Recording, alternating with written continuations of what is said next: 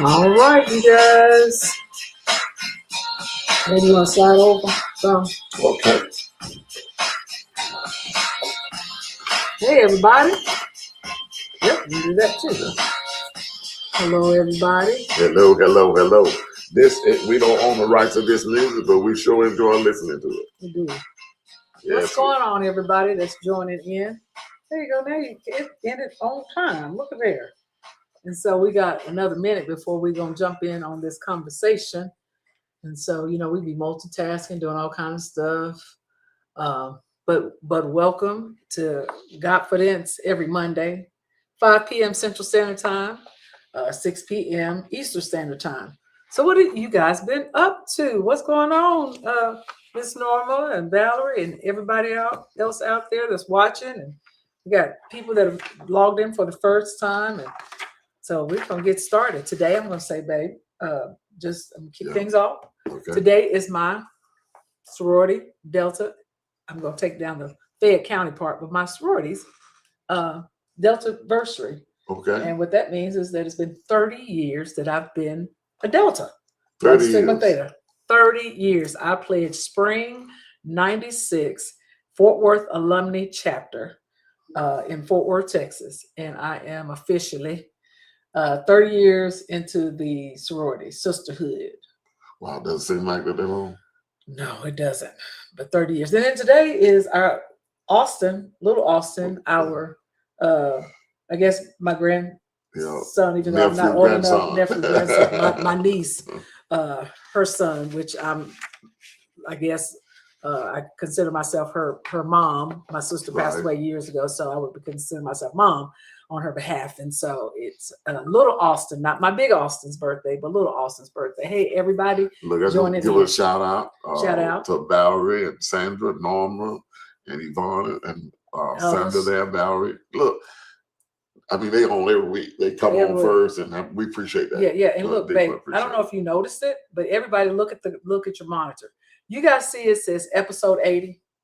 Wow. And it's not really episode 80 because we started 5 years ago doing this broadcast, and I was doing it in seasons. So I had episode season 1, episode 1, like TV, and then I changed it up because I got tired of trying to count to 15. So I just said we're just gonna keep going. Episode 80. So we've been at episode 80, and so that is now into going on 5 years. We've been doing GodFidence, and so hey, everybody, good that you guys have joined us today. What did you do for the weekend, babe? It was a blur. It's a blur. Yeah. Well, I went to see my great grandson play Tea League ball, which is always funny. Always funny and it's cute. To see him running around, he's got full on the back of his little jersey. Yeah. And it says full, and he'd be running around. They be a little bit confused on where the ball is and who to throw to and all of that. And everybody's screaming. Yeah, it's so funny though that they catch the ball instead of throwing the ball to the base. They try to outrun the guy to the base and stuff. So it is really funny. Yeah, it's really cute. And so, but anyway, and church, of course, church was Pastor Donald throw it down yesterday. I mean, that was awesome word, awesome word. Went to word. go see Trey and Pat on Friday. That's right. Yeah. We took. I took you on date night Thursday. I bought you the flowers that day. Yeah. And so you forgot, I bought you the flowers and the flowers and blooms and you did. I came cards in. I came into the house and Fuller had he was just thinking about me, and he had some flowers he bought like the day before, and then turned around and bought me some balloons. When I came in the house, I had "I love you" balloons all up in the kitchen, and he bought me 2 cards. One card was in the kitchen with the flowers and the balloons. The other card was in my office.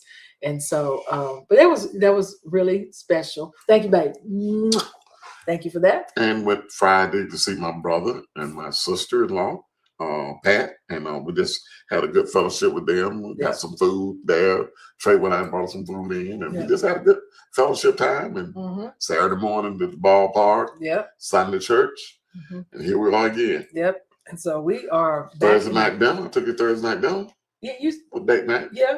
We talked about dinner, and it was delicious. Yeah. So you enjoy it? Oh yeah, I always like it's a Thai spice place in Peachtree City we go to. So that was different because Normally we are, hands down working, and we both take a little break, do something different.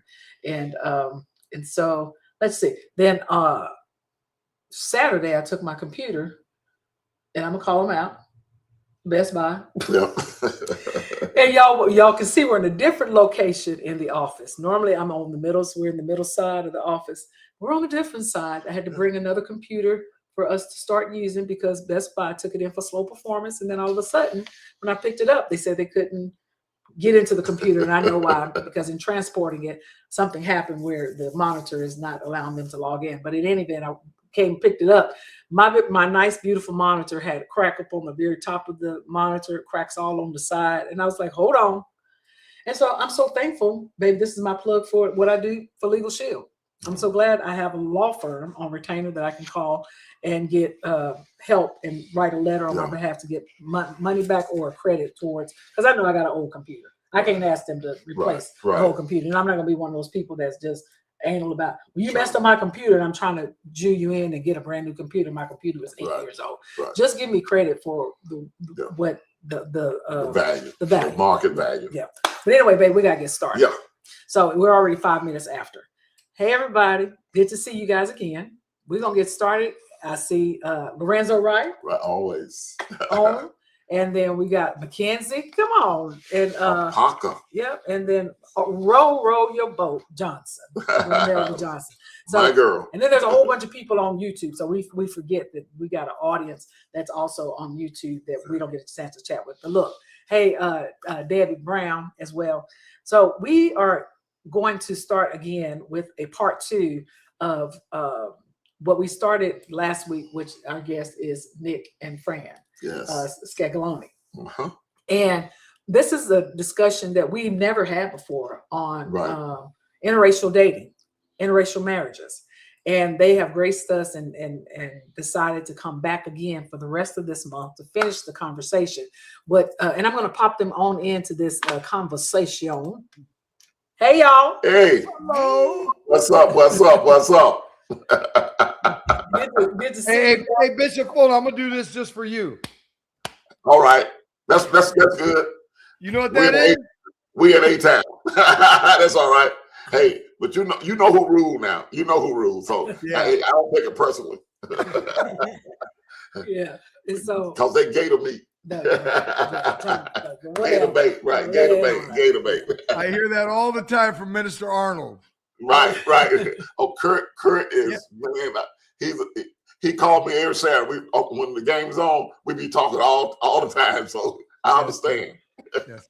All right, you Gator fans out there and Georgia fans, we are not doing sports today, but we are already going to jump right on into our conversation. Hey, Deborah Poe, Pastor Deborah Poe in the house as well. Cassandra, good to see all of you that are joining us tonight. We're going to continue the conversation.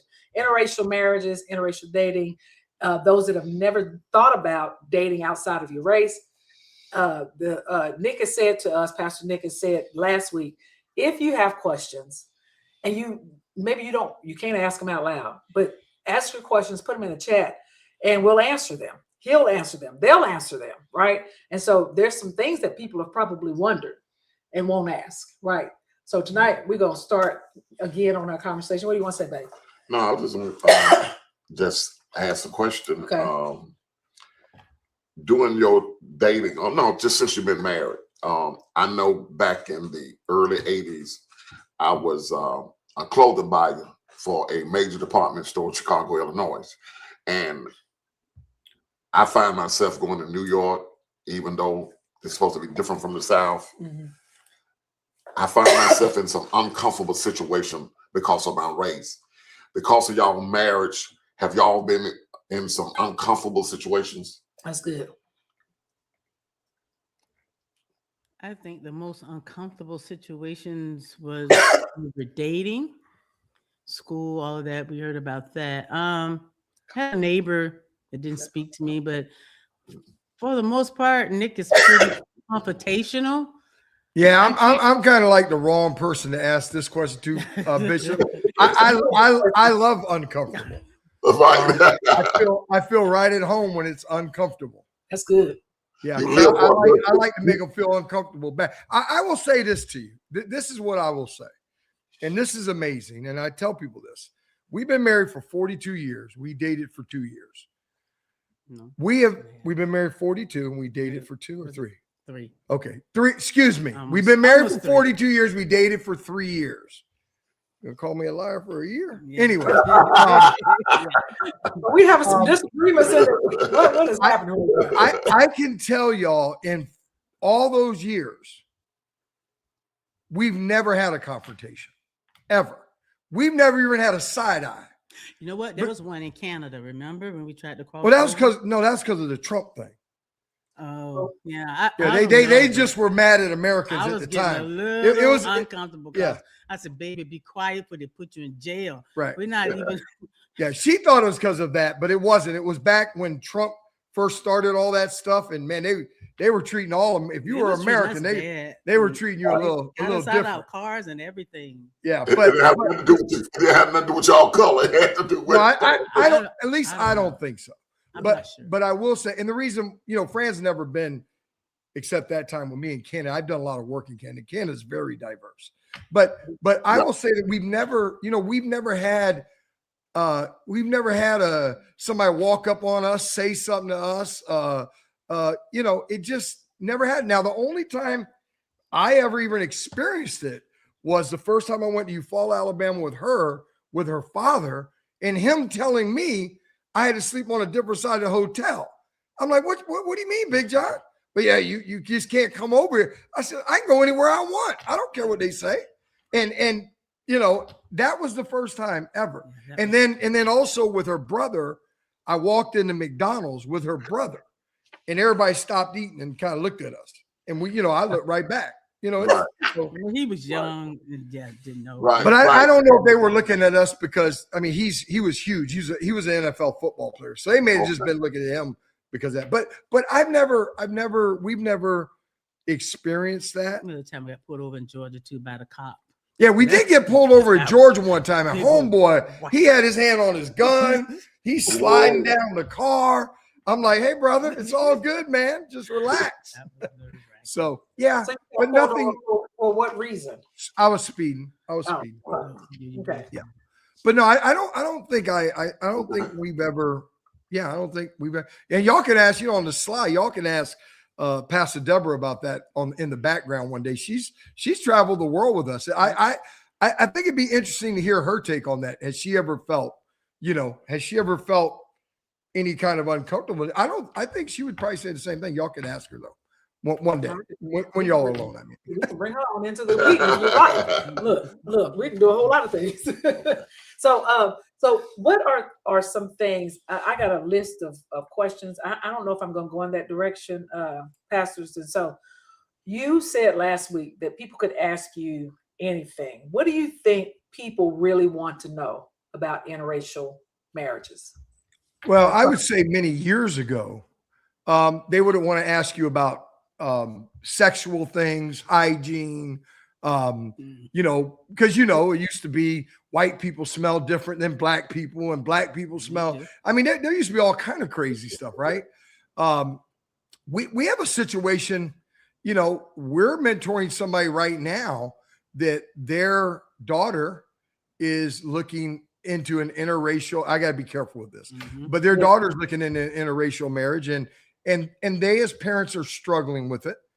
The real truth is, and it's funny because I'm teaching on truth. We had a saying from Sunday's message. One of the things I said, you will never be changed by the truth you only apply to other people. You will never be transformed or changed by the truth you apply to other people. A lot of times we sit there and go, oh man, they're racist, or they're this or they're that. And you don't realize you're racist. I don't think we realize, and especially today, I'll be, again, I hope I don't offend nobody, but just in case you don't know Pastor Nick, I tell it like I see it. I call balls and strikes. And today I think that African Americans, because of what's going on in the political arena, are getting pulled into racism. and they don't even realize it, because when you start talking about segregation, that's what we fought hard to defeat. So to now want to go back, like what's his name, Umar, the guy from Atlanta, to go back to segregation, that's going backwards. And there are a lot of people that think that way, and they don't think they're, there's a lot of things we say that are racial things, and we're so used to saying them, we don't even realize they're racist. But now, because the black and white racial issue has been so raised and it's so loud in our ears, every little thing that comes up about black or white is like a screeching thing. You know what I mean? Yeah. Does that make sense?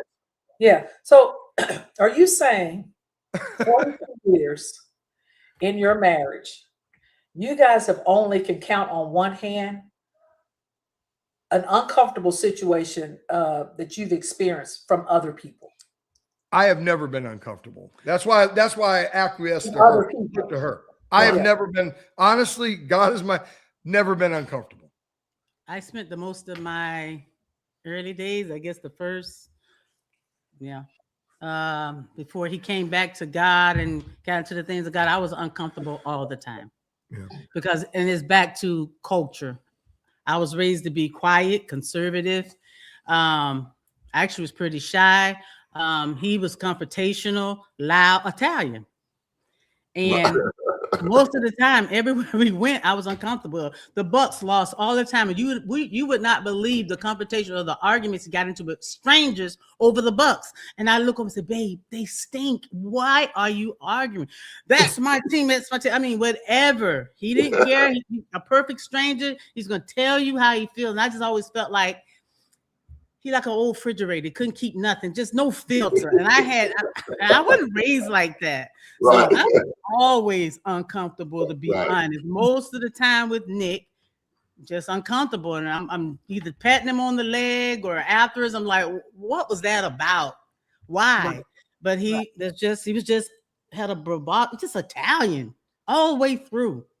And I wasn't raised like that. When you don't bother people and get in people's faces and dip in people's business and talk to strangers that's not speaking to you. Right.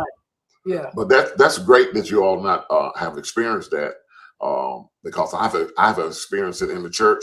I've been to some major ministries, and the racism smelled. It was so bad, you know. I mean, and it ain't just how they acted; it's how they treated you. You know, it ain't what they said; it's how they treated you. And well, I definitely experienced a lot of that. Going to the little, I was the only white guy in the church. In all the churches we went to. So I definitely experienced that. People not talking to me. But like I said, that didn't bother me. It just didn't. Yeah. You know, Fran, I remember last week you both gave us the history of your journey, meeting, dating, then marriage. And I heard you say everything was good until we got married, and then things changed. This happens. This is not color now. This is true for relationships. When people get married, they've dated for a long time. He does everything to capture you. Yep. He has swooned you. He has, like today, Fuller. Nick said stalked you. Nick was stalking. But they do everything to win you over. You know, and I'm so appreciative that I have a Fuller, because even like today, I've just mentioned a few things to Fuller just in growth in our relationship, because sometimes I'm using my own life as an example. You know, like we could be sitting here in the morning, and on a Monday, I normally work from home. And if I don't say anything about eating, for example, what are we going to have for breakfast? Or I just go cook something, nothing will happen. Today, though, I was sitting and I was working, and I've been on a major outage at work. And until about 1 o'clock, Fuller came in my office and said, "Darlene, are you hungry? Would you like something to eat?" I was like, "Yes." Hallelujah. Somebody heard, but those are the it's early on. They're swooning you. They're doing the things. They're sending the flowers. Thank God, my husband gives the flowers and does other things. But there's some things in relationships, people they're doing at the beginning and then they stop. What were you talking about when you said it was good up until the fact we got married? Things changed. When we were dating, like you said, I was a princess. I mean, whatever I wanted, whatever he thought I wanted, whatever he thought I wanted him to say, he did. He went to church. He went to church. He painted our house inside and out. He furnished furniture for my mom. He made. I actually don't think I ever went back to church after we got married. Wow, it was a huge thing. I ain't got it. I don't think I ever went back into the for years. For years. Yeah, really? He did not, and followed me to church. All the old women just loved him, and he was so cute. The young women loved him too. My Italian stallion, right? Right. And it was just great. I mean, he took me to eat at a restaurant. I had never had shrimp. We didn't eat that in my home. And neck bones and all that kind of stuff, and collard soul food. Yeah. So he took me to Red Lobster, and I tell you, I lost my mind. I said, "Where did this come from? This is so good." And we went to Red Lobster every Friday night for 2 years. Yeah. We went to Red Lobster so much. The old lady that waited on us, when she went home, when she moved, she told them to have us call her. She was dying. Yeah, she went home because she got cancer or whatever, and she wanted to talk to us. But he never said anything about going to another restaurant. Just think of that. You want Red Lobster? And he smiled. I said, and he go. Never thinking, I'm tired. Can we go somewhere else? It's so phony. Pastor Poe used to say that dating is phony. But I knew dating is the big lie. Pastor Poe taught us. Dating is rehearsal. Pretending. I used to say you put the good foot forth. You say you better be watching the back foot. He used to say you know, it's funny. Pastor taught a group of our young ladies in the church. He personally taught them all, gave them the cheat code on men, boy. And I mean, he was all over it, boy. He peeped our whole card on everything. So it was perfect. I was a little afraid of marriage, though. I didn't like what I had seen of marriage before we had gotten married. And I was like, man, interracial marriage too. I don't know if I want to do this. I mean, we've been dating for 2 years, 3 years. I know Nick loved me. He stood the test of time. I love Nick, right? But I was just still kind of afraid of marriage. And so Nick, we started to get intimate. And I know where you're going with this. Let me tell you what happened. So she was scared to get married. She was scared to commit. She loved me. I loved her. She didn't want to commit. So I made her commit. So as you know, being a preacher's daughter, she didn't want to be pregnant in the church. So we did start to get intimate after almost 2.5 years of dating. We were intimate. So I made sure she was going to marry me. Let me just put it that way. Okay. Look, if you know our first child, Athena, we were not married when he got me pregnant on purpose. I got her pregnant on purpose because I wanted to make sure she was going to marry me. And then after that, we had Athena. Yeah. Right. I mean, not after that, we had Athena. Wow. And as soon as she found out that she was pregnant, we got married to cover it up. No, I couldn't tell my parents. She just couldn't tell her dad. It would have destroyed him. I was distraught. I just could not believe. I was like, how did this happen? You told me you knew what to do. And it was just that was a funny thing. Her mom was real old. And her mom used to tell us as Athena was getting older, how long y'all been married? Right. How old is Athena? Because it's real close. Yeah. It really. No. It happened on the honeymoon night. We couldn't wait. Nobody suspected anything because we've been married, dating 2.5 years. Right. So we didn't. I said, I can't tell my parents this. I just can't. And he said, well, why don't we just get married? He said it'd be great. And I'm sitting there like, marriage, but then again, I'm pregnant. So all of a sudden, marriage sounds pretty good. I know. I'm like, okay, we're gonna do this. So that's why I was so worried when his father came and had that sit down with my dad. Because I was like, oh my God, he's gonna stop this wedding. But guess who's pregnant? Right. And we didn't elope. Black people didn't elope. No. Right. We don't know nothing about eloping. No. Where we gonna go? Over our cousin's house? So we ended up getting married. Nick, I said, And no, I wasn't scared then neither, Miss Darlene. yeah, everything I said, Franny, I'll take care of it. I'll take care of it. Everything. But what about I'll take care of you, Franny. I mean, it was crazy. But he did 42 years later. Nick's still taking care of me. Well, why were you afraid not take out the pregnancy? But why were you afraid to commit to marriage? Because of what I seen in marriage. My parents have been married for 52 years. I told you they was born in the 20s, so it was a really old day traditional marriage. Dad ruled, mom did what she was told. There's a lot of dysfunction. Yeah, and I just didn't. I mean, he's a preacher, and then all of that, being a PK kid. I just thought I was too young. Okay. I said, I'm too young. We had no skills. We right out of high school. We got married at 19. Yeah. Right. So I'm thinking But about hey, this. Darlene, we didn't have no skills. We were 19, but she never lived in an apartment. No, he took care of me. He The promised me he did. first place she ever lived as my wife was the house that was built brand new from the ground up. Come She on. picked the roof. She picked the cabinets. He took care She of me. picked He the did. carpet. I was so afraid. But she was worried. I'm very, very worried because Where is that? I'm still afraid. Right. yeah, that's risky, right? Yeah. I'm trusting him. Yeah. But he Yeah, I think she was more worried about her not really having skills. Right. You know what I neither mean? one of us. Oh, skills. I was making money. Yeah, in the streets. That's Anyway, all skills you need to know. That's right. in That's the all skills streets. you needed. But Okay, he so did Frank, keep start a going, business. though. Yeah, I'm Frank, sorry. keep going, though. You said now things have changed. Get Yeah. married. Yes, now he get married. We get married. I'm pregnant with Athena. We have Athena. I told him we were supposed to both go to work. Of course, we need to make money to live. And after I saw her, I just could not. I was like, I can't let someone keep my baby. First of all, she's interracial. Uh-huh. I feel like that was my responsibility to teach her and be there with her. So he let me stay home. And that was huge to me. I'm like, I know I said I would help, but he did it. He took care of us. And that's why I can always respect Nick, even though he did so many other awful things.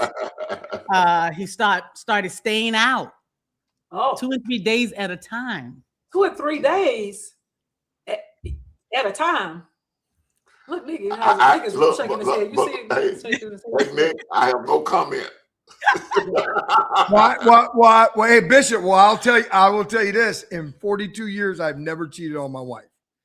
So That's good. she thought believe- when I was sleeping, I was sleeping around. I had a gambling addiction, I didn't know it. and I used to explain to my wife, there is no coochie in the world better than gambling. I'm Right. sorry. You and Paul must know each other. Yeah. So, I told her, and it was funny because, there was one particular night she came up to the pool hall to check on me, and she brought her gun because Yeah. she was done. You messing that story up. I'm gonna tell you what happened. Okay. I called him. We were playing in the yard. I was playing in the yard with the girls. A guy came, a white guy, white boy, always had a problem with his grandmother. Cops was always down there. So he comes walking up to me one evening and said he's gonna eat my dog. Yeah. Yeah. And I said, you want some ketchup with that? I didn't want to show him that I was afraid, but Nick was nowhere around. So I gathered the girls going in the house. I called Nick. I said, you wouldn't leave, but the neighbor just told me he was gonna eat our dog. I said, he said, oh, he just talking. He just talking. He really didn't want to come home. So later that night, my daughter's in a room and she hears something and she comes running out. I said, what? She said, somebody's out there. So I'm thinking it's him, right? He said that to me earlier. So I gather the girls, get them all up in my room, call Nick. Nick, I need you to come home. I think that guy's outside. And he says, the gun is in the closet. And I tell you, Darlene, Miss Darlene, fire. I was hotter than a wood stove when I started thinking about I need this guy right now. And I know where he was. It was just like 15 minutes up the road. Hey, Bishop, I was in a game of 9-ball and I was winning and I wasn't leaving. Oh, Yeah. I lost it. I laid there. I said, I'm just gonna stay up all night. I'll hear it. If someone comes in, I'll just put the girls that sleep in my room. I'm gonna stay up all night. That was my plan. Give him a short version. Okay, yeah, and keep the gun by me. So I got upset. By 3 o'clock, it hit me. I was so hot. I grabbed those girls. I said, we got to go pick up daddy. So they walked down, got in the car, put them to sleep in there, took a blanket, got my gun, set them. They didn't see the gun. And then I went to Fatso's. He's up there. It's the pool. You should have saw his face when he saw me, because Now let me tell you why my face was like that when I saw her. As I was playing, there was this black girl in the pool room, and she was fine as wine. And she had on y'all know what a camiseta is? So she had on a little, they call them wife beaters, a little tank top. Oh, yeah. With no bra on. And this girl, Darlene, she's trying to get with me. And I'm telling her, go on, girl, get away from the table. I'm shooting. She just, right before she came in, this girl just happened to go to the bathroom. I promise y'all, if Fran would have walked through that door and that girl would have been standing at that pool table, Pastor Nick would not be here today. No, I'm telling you. I'll never forget that. I was like, I cannot believe she just went to the bathroom. But I said, we are done. It is over. That's the first time in my marriage I ever really thought about leaving. Yeah. So I go home. I'm cussing, carrying on. Nick turned me out. I was such a nice, prim and proper Christian girl when I met this guy. Boy, before it was over, I was swearing, cussing, I'll kick your butt, all kind of stuff. Carrying a gun, could barely know how to use it, but I had it. So I go back home, and I'm thinking, he's going to come after me. He didn't. He didn't. So that morning I said, wow, I said to myself, it's over. She finally realized that gambling was more powerful than women.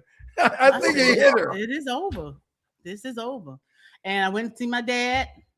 He said, yeah, give me his truck. I told him I need a job, because I didn't have any skills, He sent you back home. No, not that day. He gave me a truck and money and called Beth. My sister said, Franny going to be doing the pies for the restaurant. And that's why I got my first job, because I was leaving him.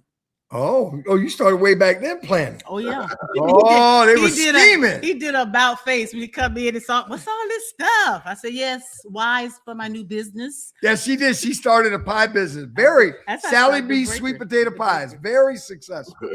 He did a great job at that. Yeah, and then he helped me in the hatchery because the orders was coming in like crazy. Yeah. That brought us together more.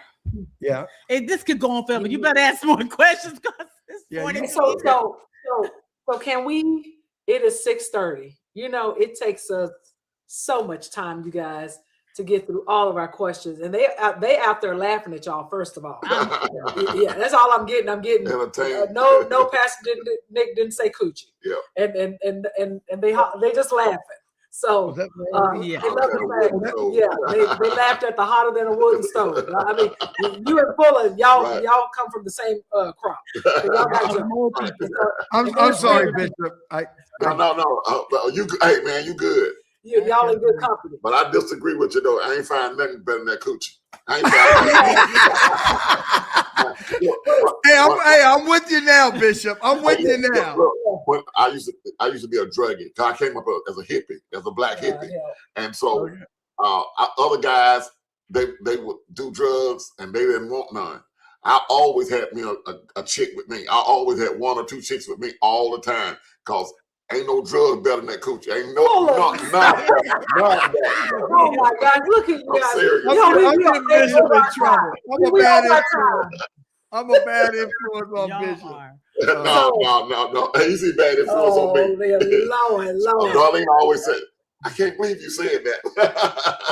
I can't. Hey, Bishop, I'm on your team now. Okay, all right. Look, here go Renell Johnson. I love it how y'all just keep it real. Yep. And then we got some side eyes from Pastor Glover, and then Lakeisha out here laughing at us. Okay, but look, you guys, we're gonna have to stop. So, Fran, you're gonna have to pick up right there. And the reason why I'm asking you those questions is because what we all know as women and men, we get into the relationship, things change.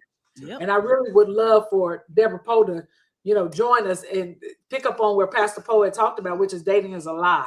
I ain't never heard that before. But that's a good The topic. big lie. The big lie. That's good. And so we're gonna put a pin in it, and we're gonna come back so Fran can continue her story with minimal interruption from Pastor Nick. And they ain't gonna use the words no more coochie, you guys, on the broadcast. So No, we make no promises. No promises. I cannot believe you say, folks.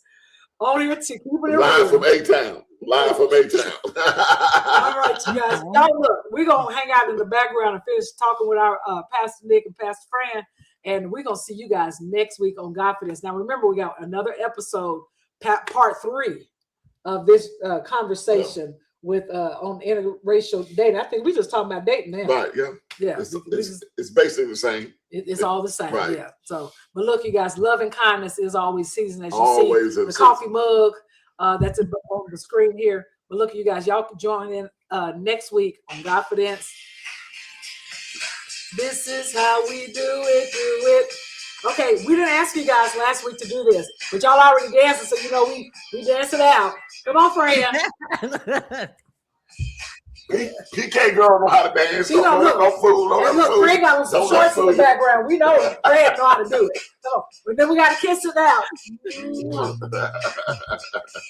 Love you guys. Y'all see y'all. We'll see you next week on GodFidence. This is